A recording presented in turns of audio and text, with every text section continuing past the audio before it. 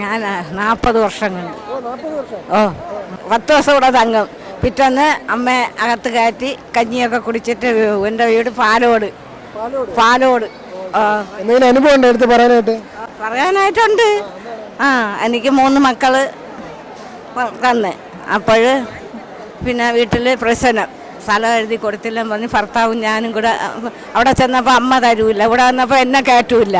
അങ്ങനെ ഞാൻ ആറ്റിക്കൊണ്ടുവന്ന് 3 മക്കളെ, 2 ആണും 1 പെൺകൊച്ചും. ഇളയ മോന് 1 വയസ്സ്, മോക്ക് 3, മൂത്തവന് 5. അപ്പം 3 മക്കളെ കെട്ടിയിട്ട് ഞാൻ ചാവണ എന്തിനാന്നും പറഞ്ഞ് അമ്മയുടെ നടയിൽ കൊണ്ടുവന്ന്. അന്ന് അമ്മ ഒരു ഓടിട്ട വിഗ്രഹം മാത്രമേ ഉള്ളൂ, വേറെ ഒന്നുമില്ല, കല്യാണ മണ്ഡപം ഒന്നുമില്ല. അങ്ങനെ പോറ്റി പറഞ്ഞ് പിന്നെ കൊല്ലരുത്, ഭക്ഷണം ഉടന്ന് തരും, തലമുറ കഴിയുമ്പോൾ ഞാൻ അമ്മയുടെ കാര്യം നിറവേറ്റാനാണ് പിന്നെ മക്കളെ തരണത്. നിങ്ങൾ പാലോട്ട് കിടന്ന് ഇഞ്ഞ് കൊണ്ടുവന്ന് അമ്മ നിനക്ക് 3 അമ്മ പ്രേമിച്ച് തന്നല്ലേ, കെട്ടിച്ച് വിട്ടതല്ലേ, മക്കളെ കൊല്ലാൻ പറ്റില്ല. 2 നേരത്തെ ഭക്ഷണം ഉടന്ന്, നേരത്തെ ചോറായിരുന്നാലും 51 കലമായിരുന്നാലും പിന്നെ ഇവിടെ വരുമ്പോൾ 2 നേരത്തെ ഭക്ഷണം തരാം. ഞാൻ പറഞ്ഞു പോറ്റി എനിക്ക് കിടക്കാൻ സ്ഥലമില്ല, ഒരു കൊച്ചുങ്ങൾക്ക് ഒരു ഗ്ലാസ് എടുത്ത് വെള്ളം കുടിക്കാം, ലൈൻ പൈപ്പിലെ വെള്ളം കുടിക്കാൻ പോലും എൻ്റെ മാപ്പിളെ എൻ്റെ നാത്തൂനും ഒന്നും സമ്മതിക്കാതെ എന്നെ അടിച്ചിറക്കി. ഞാൻ മരിച്ചിട്ട് കുട്ടികളെ ഇട്ടിട്ട് എന്തിനാണ്, അതുകൊണ്ട് ഞാൻ പറ്റൂല എന്ന് പറഞ്ഞു. അവിടുത്തെ പോറ്റി 20 രൂപ തന്നിട്ട് പറഞ്ഞ് ചാലക്കടയിൽ ചെന്ന് ബക്കറ്റും വാങ്ങിച്ച് 3 ഗ്ലാസും 3 ബ്രേസിനും ഒക്കെ വാങ്ങിച്ച് ഭക്ഷണം ഇവിടെ നാളെ തരും അമ്മച്ചെന്ന് പറഞ്ഞ് 20 രൂപ എടുത്ത് തന്ന്.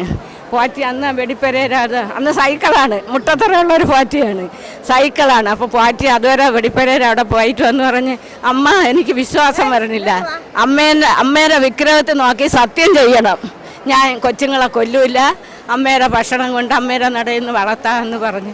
എന്നിട്ട് ഞാൻ സത്യം പോറ്റി എന്നെ കൊണ്ട് 3 പ്രാവശ്യം അവിടെ സത്യം ചെയ്യിച്ച്, അമ്മയുടെ വിഗ്രഹം വെളിയിരിപ്പുണ്ട്. അങ്ങനെ സത്യം ചെയ്യിച്ചു എന്നിട്ട് അങ്ങ് പോയി. ഞാൻ ഇവിടെ 1 മണിയായപ്പോൾ എനിക്ക് ഉറക്കം വരണില്ല. 3 മക്കൾ പോറ്റി 2 പേപ്പർ എടുത്ത് 3 മക്കളെയും 2 പേപ്പർ എടുത്ത് വിരിച്ച് തന്ന് കിടത്തി ഉറക്കിയിട്ട് എനിക്ക് ഉറക്കം വരണില്ല. അപ്പം ഒരു കിളവിയ തടിയടിച്ച് വെള്ള റസിൽ വരണ്. അമ്മ വേഷം മാറി വന്നത്,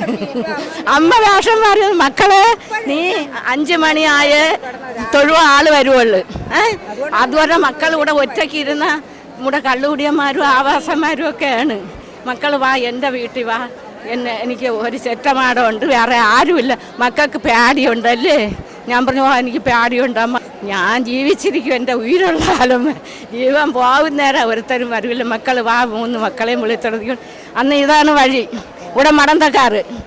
അപ്പോഴേ പറഞ്ഞ് ഞാൻ മുമ്പേ ജനജന്തുക്കൾ കാണും, വടിയിടിച്ച് മുമ്പേ അവിടെ തെങ്ങും കോട്ടത്തിൽ ചെന്ന്, വയലല്ലേ തെങ്ങിൻ്റെ ആണ്, അവിടുത്തെ ചെന്നിട്ട് പറഞ്ഞു അതാണ് എൻ്റെ വീട്, ഞാൻ ഊര് ചുറ്റിയിട്ട് വന്നതാണ്, ഞാൻ ആറ്റി ഇറങ്ങി മുങ്ങിക്കുളിച്ച് ഡ്രസ്സ് മാറിയേ വരുവുള്ളൂ, മക്കൾ എന്നെ നോക്കരുത്, മക്കൾ സുഖമായിട്ട് അവിടെ കിടന്നു എന്ന് പറഞ്ഞ് കിടന്ന് ഇറ്റ് പോയ ആ കിളവിയെ കാണാനില്ല. പെട്ടെന്ന് പേടിയ അറ്റാമ്മ വേഷം മാറി വന്നത്, തടിയടിച്ച് തലമുടിയൊക്കെ കണ്ട് അങ്ങനെ വേഷം മാറി വന്നു. വെടിയാട്ടപ്പം ഞാൻ അതുവരെ ആണെന്ന് അറിഞ്ഞില്ല. വെടിയാട്ട് കഴിച്ചപ്പോഴത്തേക്ക് വീടുമില്ല, പന്തവുമില്ല, ഓലപ്പരയില്ല, ഒന്നുമില്ല, ഒരു തെങ്ങിൻ്റെ മൂട്ടിൽ.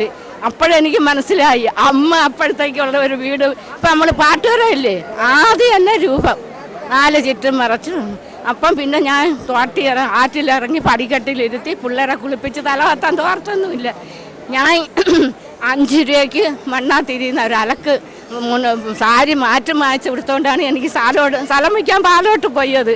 ഞാൻ ആ സാരി മുങ്ങി കുളിച്ചിട്ട് അതോടെ ഈർപ്പം എനിക്ക് ഇങ്ങോട്ട് നടന്ന് ഇപ്പം പിള്ളേരെ തുണി നനച്ചില്ല, അവർക്ക് അത് പറക്കി ഇട്ട് കൊടുത്തു. ഞാൻ നനഞ്ഞു വന്നപ്പോൾ എനിക്കൊരു പേടി, അയ്യോ എന്നെ പ്രാന്തിയെന്നും പറഞ്ഞ് പോലീസിൽ പിടിച്ച് ഏൽപ്പിക്കുമോ എന്തോരൊന്ന് പറയും.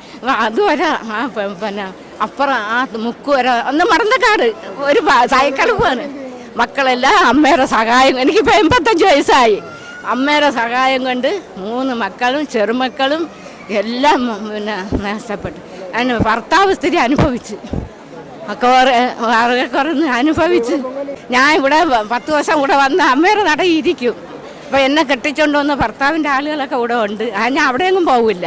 അവരെ ചെന്ന് ബുദ്ധിമുട്ടിക്കേണ്ട ഭർത്താവ് മരിച്ചിട്ട് 3 വർഷമായി. അതുകൊണ്ട് ഞാൻ ഇനി പൊങ്കാല കഴിഞ്ഞ് അമ്മേനെ അവിടെ ശാസ്താവിൻ്റെ അടുത്ത് പോവുമല്ലേ, പോയി പിറ്റന്ന് ആനപ്പുറത്ത് വന്ന് അമ്മേനെ ഇറക്കി ഓട്ടപ്പിള്ളേരെ ശൂലങ്ങളെല്ലാം ഊരി കഞ്ഞിയും കുടിച്ചിട്ട് ഞാൻ ബുധനാഴ്ച പോവും.